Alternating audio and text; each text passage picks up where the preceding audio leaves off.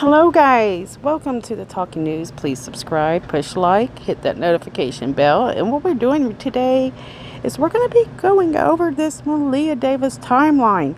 In fact, we're just going to be covering the facts of it. Maybe we'll talk a little bit about the speculation. Okay guys, I want to do a few shout outs. Firstly, I want to say hey Gigi, hey Queen, Jills, Snooky, Duty Ron, Doreen, Hockey Girl. And that's going to be it for right now, because I'll do more shout outs later on. But what we're doing today is we're going to go over this timeline. This is part 2. And of course, what we're doing on this one is we're going over the facts. The facts mostly, but occasionally we will have a little bit of speculation in there. You can't help but have a little bit when you share your opinion and your thought as you share this story. Okay, so right now what I want to do is start with July 10th of 2018. And so this was the first ER visit on record associated with this case, where Brittany has documentation of visiting the ER for the fact that Maleah Davis was throwing up blood. She was extremely lethargic. And that's according to what the doctors said in their records. And supposedly they treated Maleah. They didn't run any major tests like, CAT scans or anything, according to the mother. And they sent her home. So July 28th, Maleah Davis has another visit to the hospital. But this is only after Brenda, the grandmother, pretty much insisted that Brittany Bowens take her to the ER. So what had happened is what we're, see on record is Maleah had fallen off a chair, hit her head on a corner of something. We're not sure what it was.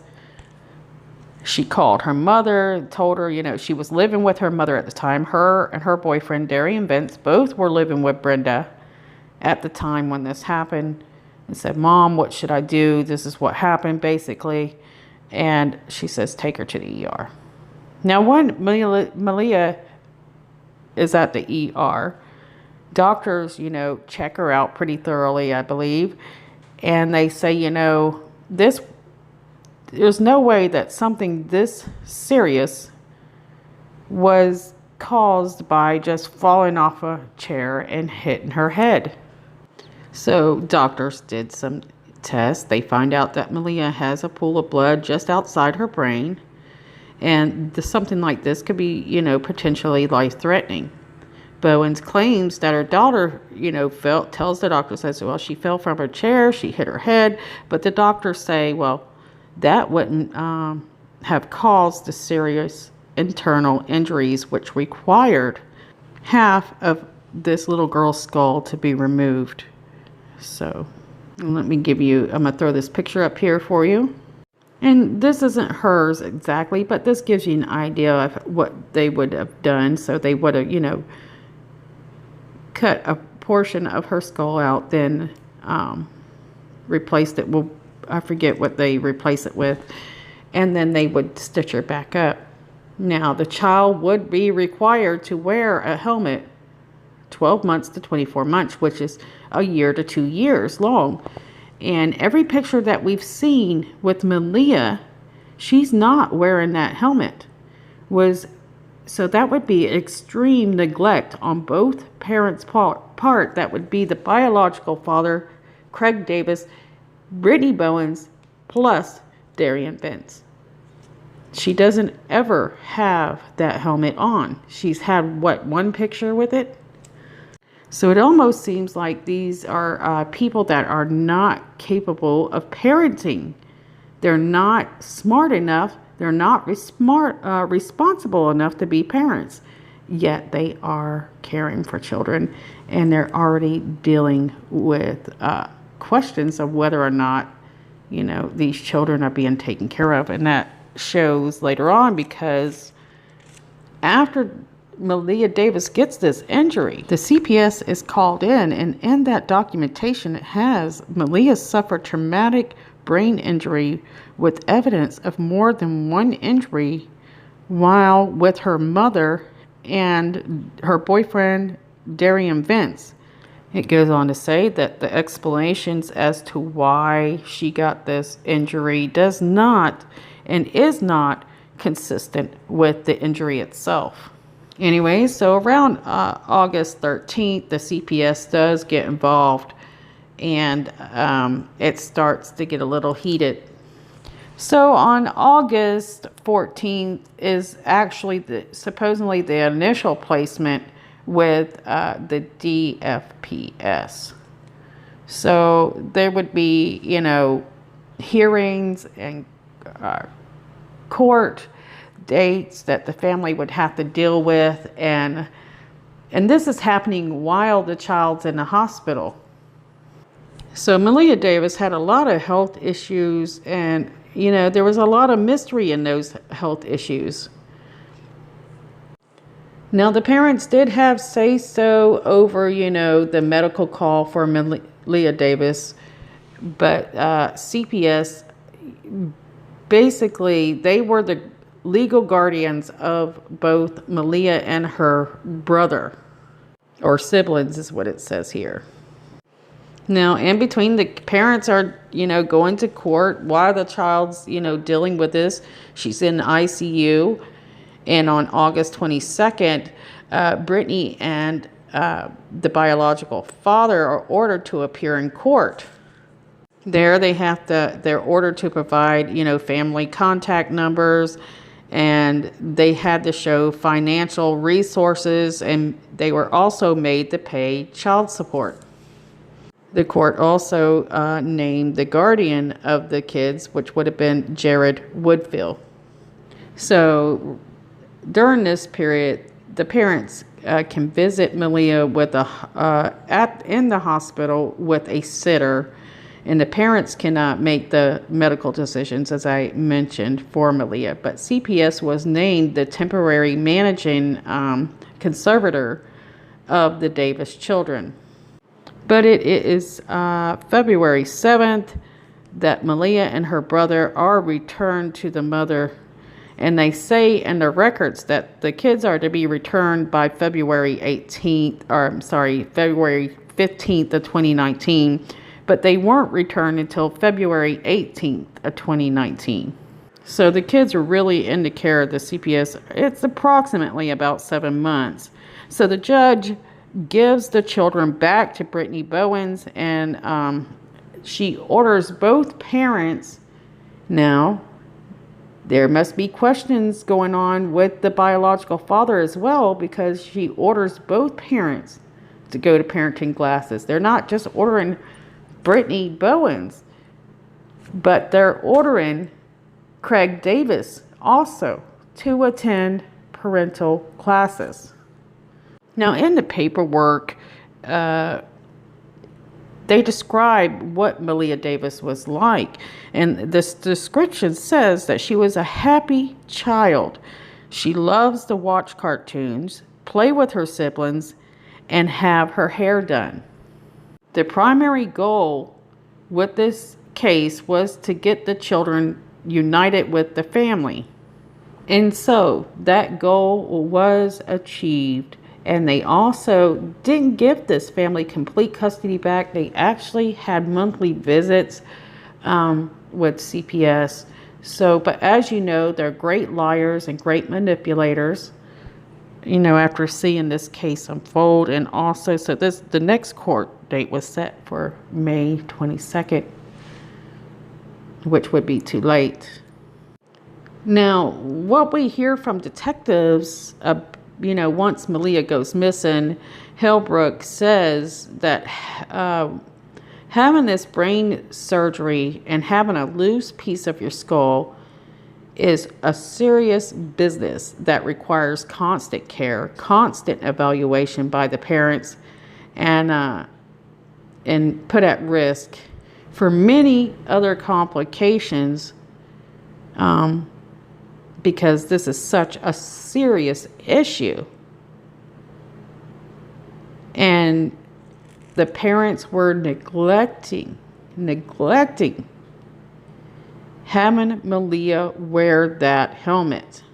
But anyways, after he made that quote, he said, I'm not a doctor, but he says the fact that, the child wasn't wearing the helmet and that she had all these conditions, it wasn't good. Okay, guys, I'm having to do this in my car now. It's hard to get time to do these videos when you got a house full and you got things going on. So what we're going to go over next with this is the day that Brittany Bowens is going to the hospital. So I'm sorry, to the airport to go to her father's funeral. And so on this day, we do know that we find out that DB and BB are in an argument.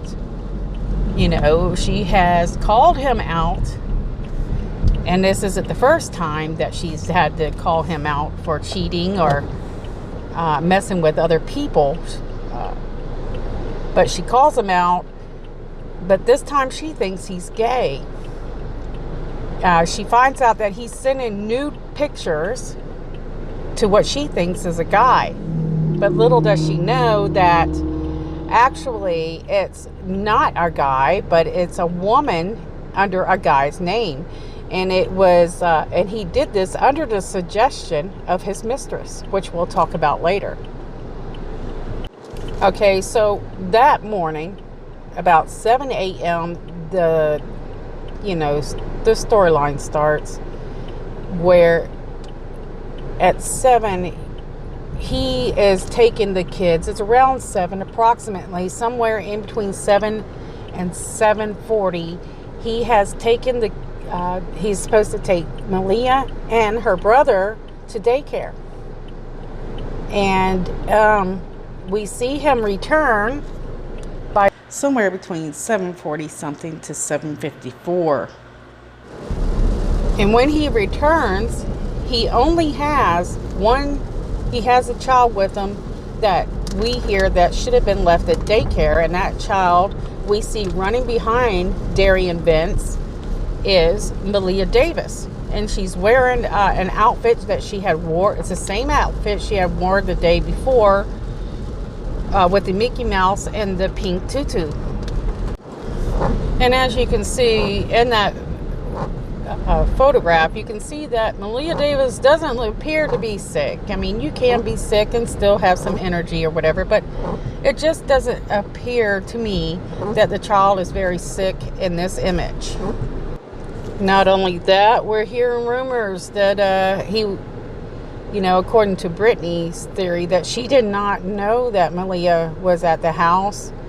And there's some, I don't know if this is speculation or what, but we are hearing that they think that he snuck the child in and he hid her so that Brittany Bowens could not know that she was home from daycare, and that, according to QX and later interviews, says he's done it more than once. But we have not seen any proof of that. We've only heard things coming out of QX's mouth, and QX is a bit you can't trust everything he says, whether you support him or whatever. It doesn't matter. I'm telling you, he's not 100% truthful. Now, around 8 o'clock that morning, there's another image captured by a neighbor's surveillance camera, and that is of Vince leaving to go to work. And he works for the post office, and he's alone. So that means that Brittany Bowens is at the home alone. Now, there's rumors saying that she's texting her friend, and we all know who that friend is, Jennifer, and to come pick her up. She's waiting on Jennifer to take her to the airport. She says, "I'm ready to go." But what we know besides that is the fact that Brittany Bowens is at the apartment, and so is Maleah Davis.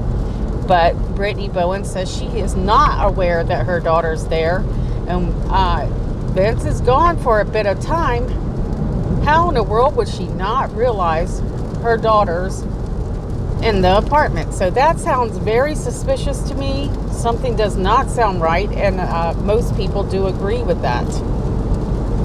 So yeah, we're dealing with the fact: do we believe Brittany Bowens, or do we not believe what she says? You know, that the child wasn't there. So there is a few reasons I don't believe her, and one of those reasons is we're dealing with the fact where we ask her, we say, what time did you leave for the airport? And of course, we've heard several different versions as to what time she left. And the final time that we heard was on Facebook. And she said that she left her house at 8 a.m. Now, what she was worried about when they were talking back and forth on the Facebook Live, her friends mentioned, that was some bad lightning, guys. Her friends mentioned, or Brittany says, who doesn't leave early to go to the airport? So a lot of people are very concerned that, that she was there several hours early, which is true. Some people do like to be really early for something, so I think that's fair to agree. Some people leave early. But I would like to say, if she left at 8 o'clock, Vince also left at 8 o'clock, which means that Maleah would have been at the home by herself for a period of time. Now, we don't have all her surveillance footage, so they might not be telling us something. Maybe there's something we don't know, but what we know at this time is Maleah's alone. We do hear that Brittany and Darian Vince continue to argue over the nude photos. So May 1st and 2nd, people say they see Darian Vince smoke outside. Also, the surveillance camera catches him smoking. He doesn't appear to be upset, and he seems calm. Goes inside the apartment, comes back out with his son and then the brother of Maleah, but there's no Maleah in sight. So you can see here, no Maleah. So yeah, it just appears, watch this again, May 2nd. Seems calm, doesn't appear to be upset. And if an accident like that would have happened, you would think that you would be devastated. The thing is, at this point, we don't know, is Maleah still alive? What's going on there? And we would think that the brother would know something. He would have something to say about the situation. At this point, the last time Maleah was seen was walking into the apartment, and that's April 30th. So now we're moving on to May 3rd. So according to Brittany, she had talked to Vince this day, and that he was cleaning the apartment, and she thought that was odd. So Brittany said that she was talking to him on the phone, and that he told her that he had to go get a bottle of bleach.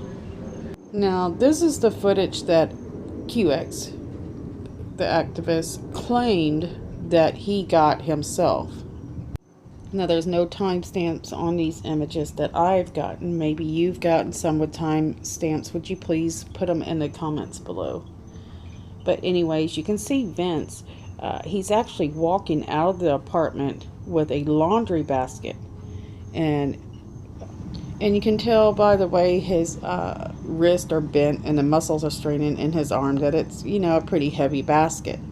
Not to mention, Brittany said she had just washed clothes before she left, so it made no sense he was doing laundry this day. In this image, you can see Darian's son in the image. You can see the bottle of bleach where he had made a second trip to the apartment, and he has bleach in his hand and other items. Okay, so I try to make out what's in his hand there. It's hard to tell. It looks like possibly gloves or a bag with some wipes, and as well as some bleach. But as you can clearly see, there is no Maleah in that picture. In fact, there's not even the Davis sibling, the son, is not in that picture. So I apologize, guys. I'm having to hop around doing this recording. It's just been a difficult video to get out. So anyways, he would have to travel at this point. This is when I think he went to Arkansas. He would have to travel from 6 o'clock in the evening, probably, and then return. He would have returned back home about 6 o'clock or a little bit after that evening of the next day. But let's not forget the fact that they actually catch the Ultima in Sugar Land at 3 p.m. March 4th. March 4th, according to Darian Vince's lie, he was riding in a blue truck all day that day. Okay, so in this video, you can see this is May 4th, and it's at 11:21. The Ultima that was stolen is actually caught on surveillance camera. Somebody is dropping Vince and his son off at the hospital. Anyways, after that, the car disappears for a period of time and nobody sees it for a while. Okay, so here's the surveillance photo that shows Vince entering that hospital. He has his 1-year-old with him and his car has pulled off. So who is driving that car? And a lot of people, again, like I said, suspect it might be Brittany Bowens or even Vince's brother Joe. So people suspect it's Brittany because there's a rumor going around that her phone was found in that car. Also, the other rumor is, Brittany was there. She's the one that got the pictures of Vince's forehead, is what we're being told. But I have no proof of that. So they're really keeping some of this stuff hush-hush. But I can tell you right now, I do believe there is somebody else involved with this. And for some reason, the police in Houston, they do an absolute nightmare of a job when it comes to missing person cases or murder cases. Look at Andrew McDonald. I mean, they're just so far nothing. So it's at this point that Darian Vince is talking to the police. He's telling them about the three Mexican guys, telling them that Maleah was kidnapped, his car was stolen. And it makes sense now that his brother might be more involved, because Brittany Bowens says that Darian Vince did stay with his brother during some time after this all happened. I know he did go and stay with Brittany. I think it's Sunday. Let me double check. Okay, yeah, so Vince comes over to Brenda's house and he stays a short period with Brittany and Brenda. Then so on May 5th, what's going on here, Vince leaves the hospital. While he was at the hospital, by the way, I forgot to mention, police wouldn't let Brittany speak with Darian Vince. Also, let's see, so this day, Maleah's family is handing out flyers at Oyster Creek Park in Sugar Land. And then there's a press release that the car was seen at 3 p.m. In Sugar Land. Okay, guys, I wanted to share something real quick. I forgot to share this. So, guys, remember when Vince said that he woke up on the side of the road? What time was that? Do you remember? Well, his first statement was that he woke up on the side of the road around 6 p.m., which, if he went to Arkansas the 3rd, and he returned, he would wake up. Actually, he would be coming back into town, according to when you see him leaving in that image with the basket and bleach. If he drove to Arkansas during that time, he would have returned, like I mentioned, about 6 p.m. So, yeah, for some reason, I think he was thinking his car was out of town all that time, and, you know, nobody had seen him during those hours, you know. But anyways, that's just the thought. I'm wondering if, you know, that's the direction it will go in the future. Now, I do want to go back over the time frame we just spoke about. So on May 3rd, Brittany is returning. Well, it's May 3rd, early May 4th. She is returning from Massachusetts. Vince is not there to pick her up. So she says she waits there a few hours and he never shows up. So she has to call her mother. So according to Brittany Bowen, she believes that maybe Darian Vince is driving around the airport and can't find her. That's what she thinks is going on. Brittany says that her mom comes to pick her up. They drive by the apartment. They see a light on in the dining room, but nobody comes to the door. Nobody's there. So Brittany Bowens goes back and stays with her mom for the night. So May 4th, Brittany is saying that they stopped and asked the police to help them get into their own apartment. And they had actually called the police 4 times, but really wasn't getting any assistance. And I guess you would have to say that Vince is actually, you know, they're saying they don't know where he is, which kind of, you know, you have to ask questions about that when you find out about things that happen later, which I can't prove, so we're not going to talk about. Now, remember,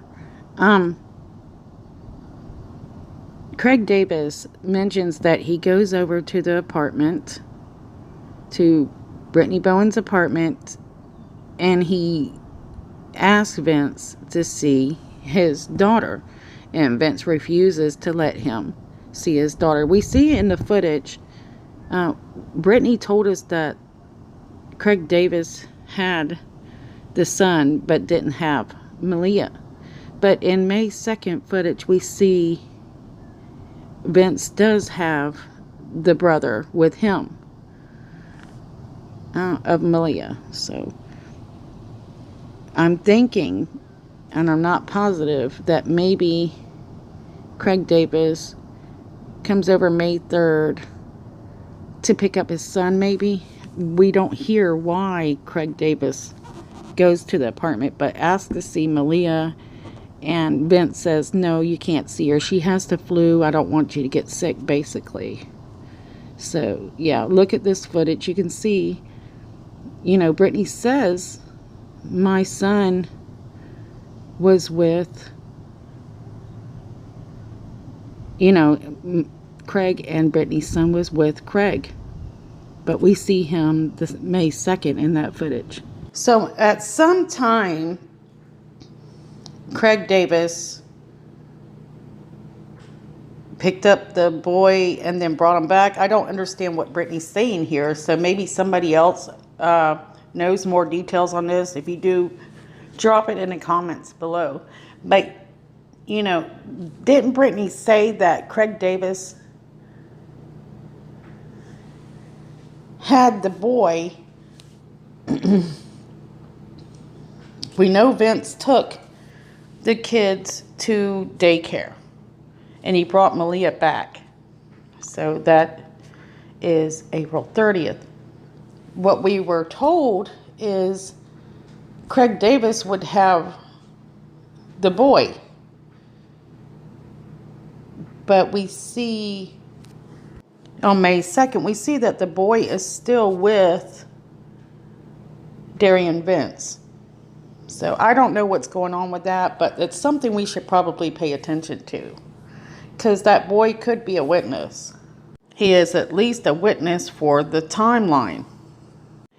Now, police did see Darian Vince as a potential suspect when he was at the hospital, but they ended up releasing him Sunday, and he went and stayed with Brittany at Brittany's mom's house for a very brief time. But it's after that Brittany says Darian Vince disappears. She doesn't see him. He won't contact her. He won't return calls. So there's something very suspicious. But, you know, on May 5th, police actually gained footage for May 4th. But QX says he did, so I don't know. And then police also recover some evidence, some residue evidence linked to Maleah from the apartment. Okay, so I make these on my phone. I'm going to go ahead and end this here. I'm not going to upload this until I have this part 3 finished. See you soon.